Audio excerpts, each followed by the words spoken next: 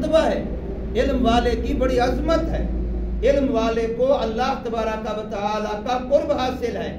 فرمایا علم والا سوتا رہے اور بے علم عبادت کرتا رہے، تو فرمایا علم والے کا سونا بے علم والے کی عبادت سے بڑھ جاتا ہے۔ فقیہ واحد اشد علی الشیطان من الف عابد او کما قال علیہ الصلوۃ والسلام۔ فرمایا ایک علم والے کو شیطان گمراہ کرے، یہ شیطان کے لیے مشکل ہے بمقابلہ اس کے کہ وہ بے علم 100 مسلمان عبادت گزار کو گمراہ کرے، بلکہ ہزار جاہل بے علم عبادت گزار انسان کو گمراہ کرنا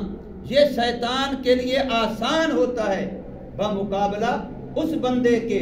جو علم رکھتا ہے۔ تو علم اللہ تعالی کی صفت ہے، اللہ اپنی صفت علم میں سے جس کو چاہتے ہیں حصہ عطا فرماتے ہیں۔ اس لیے ہمیں حکم ہے اطلب العلم من المہد الی اللحد، کہ علم کو تلاش کرو، طلب کرو ماں کی گود سے لے کر کے قبر کی گود میں جانے تک، پوری زندگی علم سکھانے میں لگا دو۔ فرمایا اطلب العلم ولو کان بالسین، علم کو تلاش کرو چاہے تمہیں اس کے لیے دور دراز کا سفر کرنا پڑے، دنیا کے آخری کونے میں جانا پڑے۔ بعض صحابہ کرام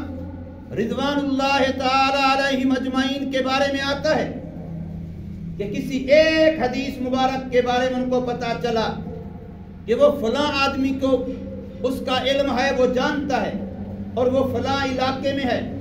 اس وقت کے لحاظ سے پیدل کے سفر، اونٹوں کے سفر، گھوڑوں کے سفر، تو مہینہ بھر کا سفر کر کے صحابی رسول وہاں پہنچتا ہے صرف ایک حدیث کا علم سیکھنے کے لیے، ایک حدیث پاک۔ اور جب اس کا کنڈا کھٹکاتا ہے، علم حدیث سیکھ لیتا ہے تو فوراً واپسی کرتا ہے،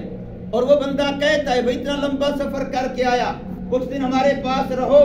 کچھ کھانا کھا لو پی لو۔ فرماتے نہیں، میرا یہ سفر صرف علم کے لیے تھا، میں اس سفر میں کسی اور چیز کی ملاوٹ اور آمیزش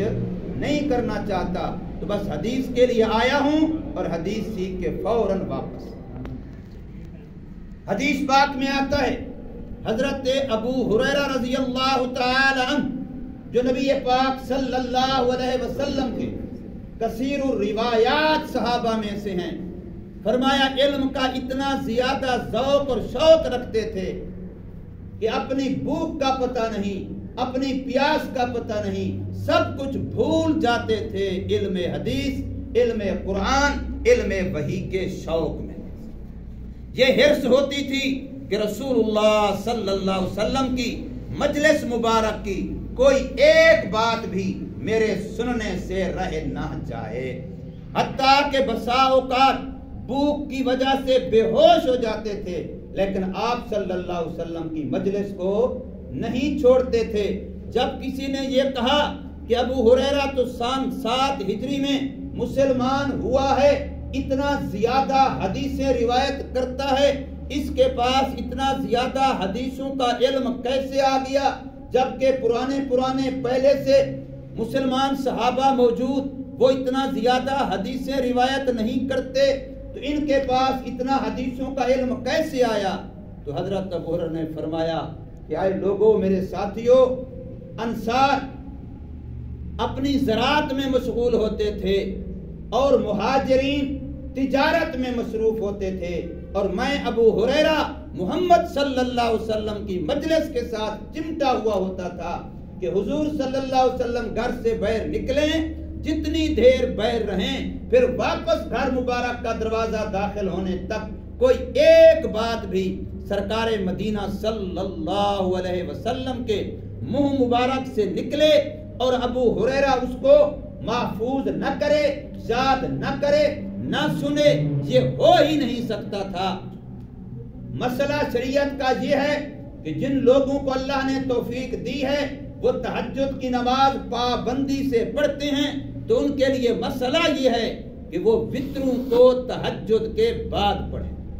پہلے تہجد کی نماز تہجد کے وقت میں پڑھیں، پھر اس کے بعد آخر میں وتر کی نماز پڑھیں۔ بخاری شریف کی حدیث ہے، فرمایا وتروں کو اپنی رات کی نماز میں سے آخری نماز بناؤ۔ مسئلہ یہ تھا اور صحابہ ایسا ہی کرتے تھے،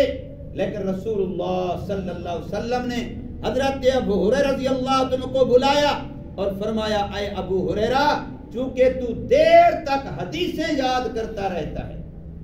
اور دیر کو سوتا ہے، لہذا تیرے لیے حکم یہ ہے کہ تو سونے سے پہلے وتر پڑھ لیا کر، کہیں ایسا نہ ہو کہ دیر سے سونے کی وجہ سے آنکھ نہ کھلے اور وتر رہ جائے۔ اب گویا کہ قانون بدل دیا، اس لیے کہ حضرت ابو ہریرہ رضی اللہ تعالی عنہ کا شوق علم ایسا تھا، جذبہ علم ایسا تھا، آپ کی قربانی ایسی تھی علم کے لیے کہ کھانا قربان، پینا قربان، آرام قربان، سب کچھ قربان کیا ہوا تھا، بس علم حدیث کا عاشق بنا ہوا تھا، علم حدیث کا فریفتہ بنا ہوا تھا۔ اس لیے اللہ تبارک و تعالی نے قرآن مجید کے اندر احادیث مبارک